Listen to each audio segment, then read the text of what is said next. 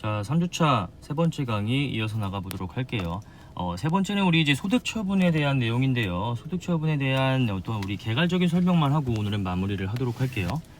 자, 소득 처분의 의의를 보시면 결산서상의 당기순이익과 세법상의 닥사 없는 소득 금액의 차이인 세무조정사항에 대한 귀속을 확정하는 절차를 말한다. 귀속.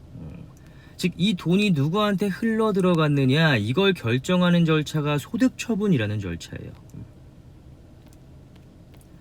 우리 저번이 아니라 전 시간에 봤던 소득금액 조정합계표 요거 있었죠. 이거 뭐예요? 법인세법상 입금송금의 차이와 결산서에 계상된 수익 비용의 차이를 조정해주는 그러한 역할을 하는 표가 소득금액 조정합계표잖아요. 자, 우리 여기에서 과목과 금액 그리고 소득 처분 이렇게 나와 있어요. 그렇죠? 만약에 내가 지금 하려고 하는 세무조정이 송금 불산입에 대한 세무조정이다 라고 한다면 과목에 어떻게 적혀요? 예를 들어 가지고 송금 불산입의 대상이 퇴직급여라고 해볼게요. 한번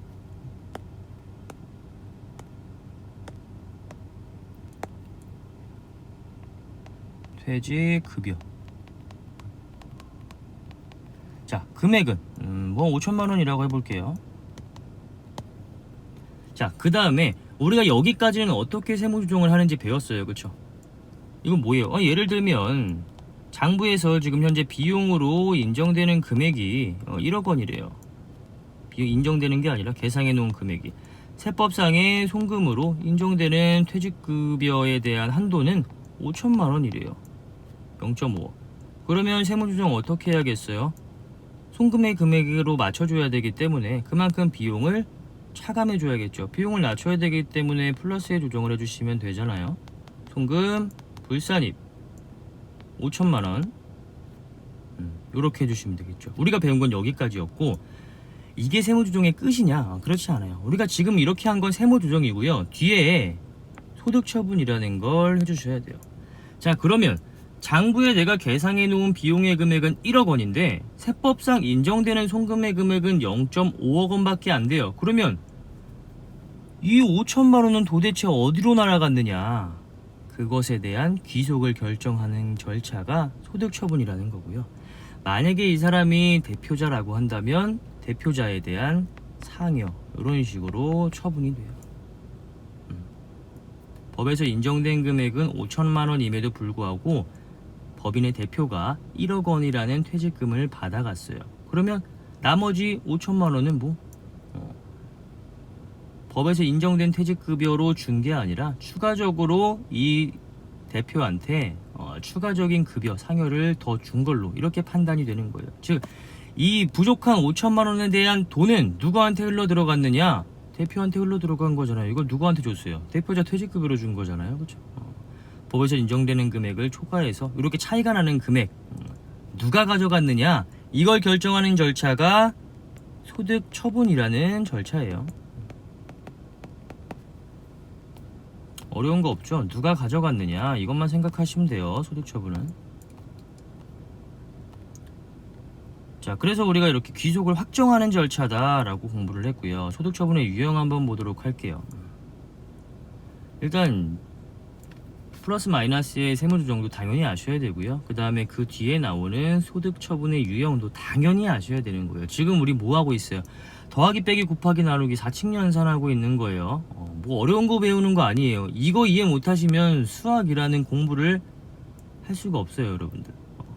지금 이거 이해 안 되시면 반복하세요.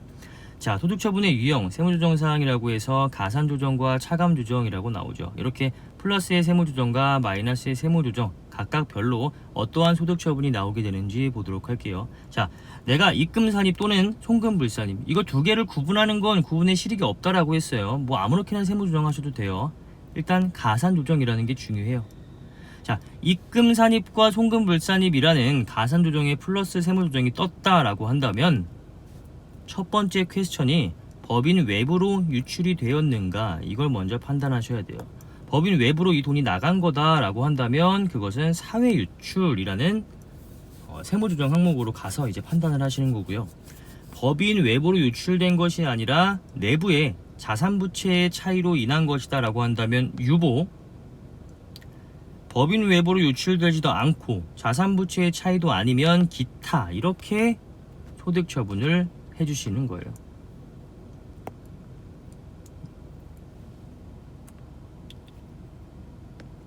그러니까 여기에 우리 플러스 입금, 산입, 뭐 계정 과목 쓰고 배 이 뒤에 하는 세무조정이 사회 유출, 유보, 기타 이런 식의 세무조정이 들어오게 된다라는 내용이에요. 아시겠죠? 자, 이번에도 마찬가지로 여기다가 마이너스 송금 산입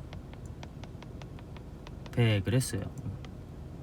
이 뒤에 어떠한 소득 처분이 올 것인지 한번 볼게요. 자, 차감 조정을 했는데 이게 자산부채의 차이인가 라고 봤더니 그렇대요. 그러면 마이너스 유보라는 세무조정을 해주시면 되는 거고요. 그 차이가 아니다라고 한다면, 자산부채 차이가 아니면 기타라고 세무조정을 해주시면, 소득 처분을 해주시면 되는 거예요. 그냥 이 표를 따라서 세무조정 해주시면 돼요. 그렇게 어려운 내용 아니잖아요, 그렇죠? 자, 하지만 여러분들 또 한 가지 기억하셔야 되는 거, 사회 유출이라는 세무조정은 반드시 가산조정에서만 들어올 수가 있어요. 차감조정에는요, 사회 유출이라는 세무조정이 발생될 수가 없겠죠. 왜? 법인의 소득이 증가해야 사회로 유출될 수가 있으므로 사회 유출 처분은 가산조정에만 있고 차감조정에는 있을 수가 없다. 무슨 말인지 아시겠어요? 자, 송금불산입을 예를 들어보면은 우리가 장부에서 비용으로 계산해 놓은 게 100이고요. 세법상 인정되는 송금의 금액을 보니까 80이래요. 80까지만 세법상으로는 송금으로 인정을 하겠대요. 그럼 어때요? 이만큼은 송금으로 인정하지 못하잖아요. 송금 불산입 세무조정이 뜨게 되겠죠. 20만큼. 실제로 100이라는 금액이 지출이 되었는데 80이라는 금액만 인정을 하면 그럼 나머지 20은 어디 갔냐? 이래야지만 사회유출에 대한 개념이 설명될 수가 있는 거예요. 무슨 말씀인지 아시겠죠? 만약에 반대로 이 금액이 바뀐다라고 한다면, 예를 들어 가지고 우리 비용이 80인데 세법상 인정되는 송금의 금액이 100이에요. 그러면 일반적인 그 신고조정 사항이라고 한다면 마이너스 세무조정 들어가겠죠. 송금 산입 20. 이거 어때요? 실제로 비용은 80만 들어갔는데 송금이 100만큼이나 인정이 돼요. 나머지 20만큼의 금액 어디로 나갔어? 어디로 사라졌어? 이런 말을 할 수가 없는 거잖아요. 그렇죠? 어떤 차이인지 아시겠죠? 사회 유출은 돈이 내가 100원이라는 돈이 지출을 했는데 왜 80만 인정을 해? 그럼 나머지 20이라는 돈은 어디 갔어? 라는 물음을 던질 수가 있어요. 그때 이거 외부로 나갔어. 대표자가 가져갔어. 이런 식으로 말을 할 수가 있잖아요. 그렇죠? 근데 차감 조정은요, 성격상 비용 내가 지출한 금액은 실제로 80이에요. 근데 세법에서 100만큼 인정해 준대요. 그럼 뭐예요? 추가적인 마이너스 20이라는 금액은 어디 갔냐라고 질문을 던질 수가 없겠죠. 사라진 금액이 아니잖아요. 지금 더 인정해 주겠다라는 거잖아요. 무슨 말인지 아시겠죠? 이 억양의 차이를 좀 이해를 하셔야 돼요. 돈을 지출했음에도 불구하고 이것밖에 인정을 안 해준대. 그러면 야, 나 100이나 지출했는데 왜 80밖에 인정 안 해줘? 나머지 20은 그러면 어디 갔어? 그거 대표이사가 가져갔어. 이렇게 이야기할 수 있는 거잖아요. 어떤 차이인지 아시겠죠? 그래서 사회 유출이라는 개념은 반드시 플러스의 가산 조정에만 나올 수가 있는 개념이다. 이렇게 이해를 하셔야 될 것 같아요. 가산 조정에만 있고 차감 조정에는 있을 수가 없다라는 거. 이거 꼭 기억하셔야 되는 내용이고요. 그 다음에 여러분들 유보와 마이너스 유보라는 개념이 나오죠. 요거에 대한 그 도입 부분만 좀 설명을 드리고 나머지 부분은 다음 시간부터 유보 마이너스 유보에 대해서 이어가도록 할게요. 자, 유보와 마이너스 유보는 사후관리가 필요한 일시적인 차이라고 나와 있고요. 의의를 보시면 유보 마이너스 유보란 결산서상의 자산부채와 세법상의 자산부채의 차이를 말한다. 우리 위에서 배웠던 내용이죠. 자산부채에 대한 차이, 유보. 자산부채에 대한 차이, 유보. 이게 플러스의 세무조정에서 나온다라고 한다면 유보, 마이너스 세무조정에서 나온다라고 한다면 마이너스 유보. 이렇게 부르고 있는 거고요. 자, 재무상태표의 자산과 세법상의 자산을 비교해 봤을 때 세법상의 자산이 더 크다라고 한다면 세법의 금액에 맞춰줘야겠죠. 어때요? 플러스에 조정을 해주셔야겠죠. 재무상태표에 80이라는 자산 기록했고요. 세법에 100이라는 자산 기록했어요. 세법에 맞춰줘야 되잖아요. 왜? 우리는 각 사업년도 소득금액을 현재 구하고 있는 거기 때문에 장부에 계상된 금액을 세법상의 금액으로 변동을 시켜줘야 돼요. 그러면 가산조정 입금산입 20만큼 해주시면 되겠죠. 이때 입금산입 20, 옆에는 유보, 이렇게 소득 처분해 주시면 되는 거예요. 자, 그 다음에 자산의 금액이 재무상태표상의 자산의 금액이 세법상 자산의 금액보다 더 크다라고 한다면 100이고 80이다라고 한다면 80에 맞춰줘야겠죠. 자산을 80으로 차감해줘야 되기 때문에 마이너스의 세무조정이 들어가셔야겠죠. 그러면 입금불산입 20하고 옆에다가는 마이너스 유보. 부채 마찬가지예요. 부채의 금액이 80, 100이라고 한다면 부채 마이너스 항목이니까 차감을 더 시켜주셔야겠죠. 송금산입 20, 마이너스 유보. 그리고 재무상태표상의 부채의 금액이 더 크다라고 한다면 세법상의 금액에 20만큼을 더 차감해서 맞춰주셔야겠죠. 송금불산입 20, 유보. 이런 식으로. 이 유보의 개념이고요. 어떤 내용인지는 아시겠죠, 유보가. 소득 처분을 할 때 이게 세법상 자산과 재무상태표상 기록한 자산의 금액과의 차이를 조절하는 거예요. 그러면 유보라고 소득 처분을 옆에다가 해주시면 되는 거예요. 이 옆에 들어갈게 유보 이렇게 들어가는 거예요. 얘라고 한다면 이거 마이너스 유보 이런 식으로 자산 부채의 차이는 유보 마이너스 유보로 소득 처분을 하게 된다라는 거.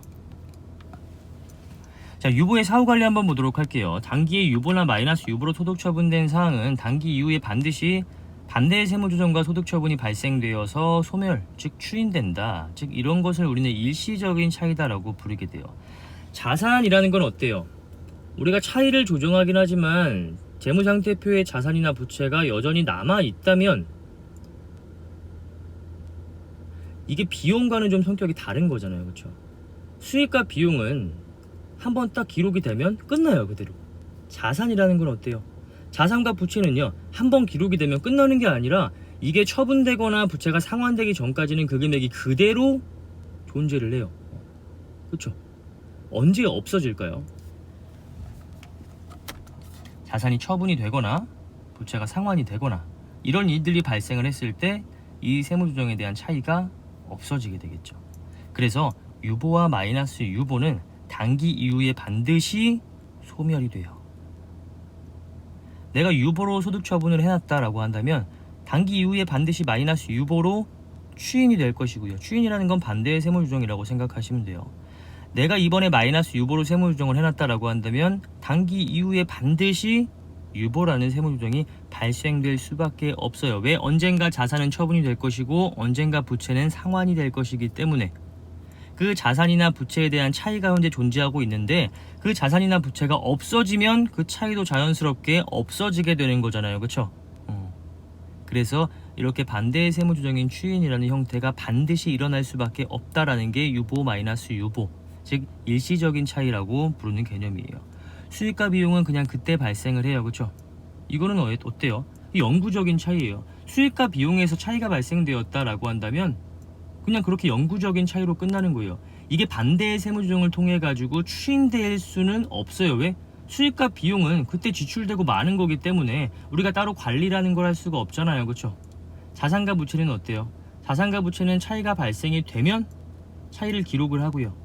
이 자산이나 부채가 언젠가는 처분되거나 상환될 것이기 때문에 이게 처분되거나 상환이 되면 자산 자체가 없어지는 것이기 때문에 그에 대한 차이도 당연히 없어지겠죠. 그래서 반드시 반대의 세무조정이 발생이 된다. 그렇기 때문에 우리는 유보와 마이너스 유보라는 세무조정이 발생이 되면 이것을 기록을 해놔야 된다.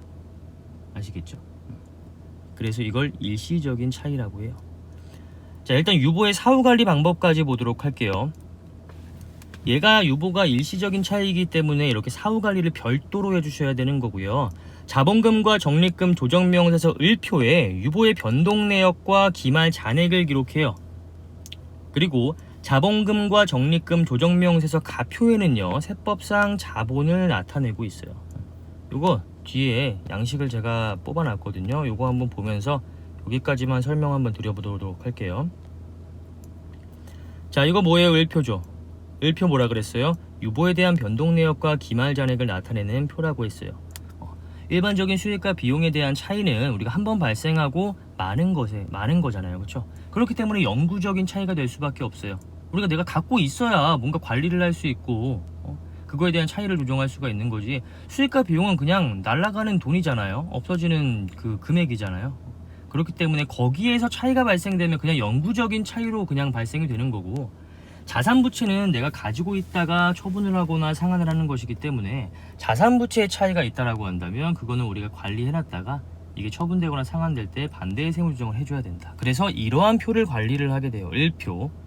자, 과목사항 한번 볼게요. 자, 예를 들어 가지고 내가 이번에 그 자산을 취득을 했는데 감가상각비에서 감가상각 충당금에서 차이가 발생되었다라고 해볼게요.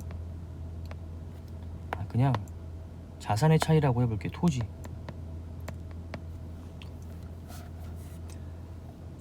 토지를 내가 이번에 천년도에 취득을 했어요. 이때 장부에 계상된 토지의 자산가액을 보니까 120이었어요. 근데 세법상으로 계산을 해가지고 한번 보니까 세법상으로는 150이에요. 그럼 얼만큼 증가시켜야겠어요? 30만큼 증가를 시켜야겠죠. 그러면은 토지의 금액이 장부에는 이런 식으로 토지 120, 하지만 세법상으로 인정되는 토지의 금액은 150, 이렇게 현재 적혀 있는 거란 말이에요. 그러면 이번 연도에 어때요? 토지 30만큼 플러스의 조정이 발생될 거잖아요. 입금 산입, 유보, 이런 식으로 자산부채의 차이니까 자산의 차이잖아요. 현재 이런 식으로 반영을 해요. 이렇게 세무조정을 한 다음에 이 을표에다가 이런 식으로 작성을 해 놓으셔야 된다는 거예요. 왜?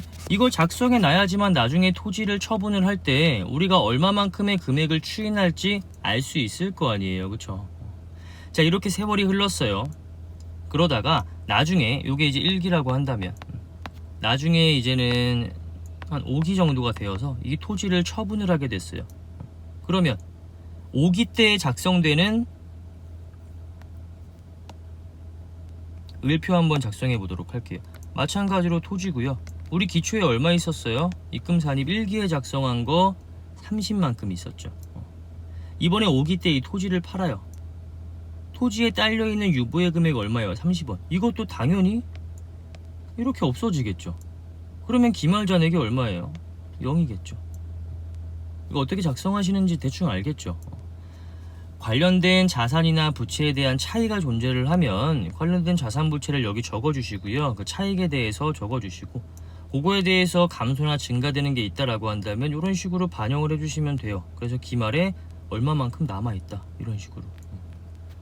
그래야 나중에 이 자산이나 부채가 처분이 될 때 그거에 대한 반대의 세무조정을 통해서 남아있는 유보나 마이너스 유보를 다 떨고 없앨 수가 있기 때문에.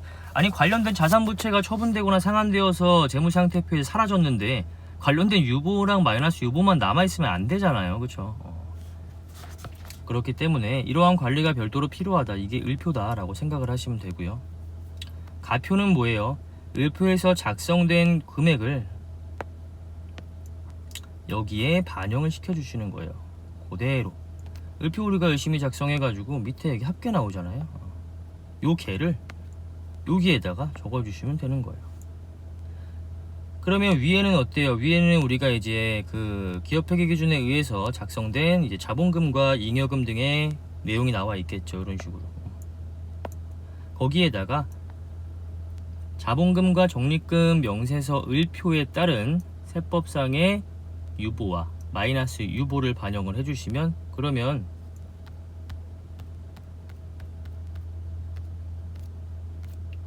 이렇게 세법상 자본이 노출되게 된다라는 거예요. 정리를 해보면 요거죠. 이제 장부에 계산된 재무상태표상의 자본에다가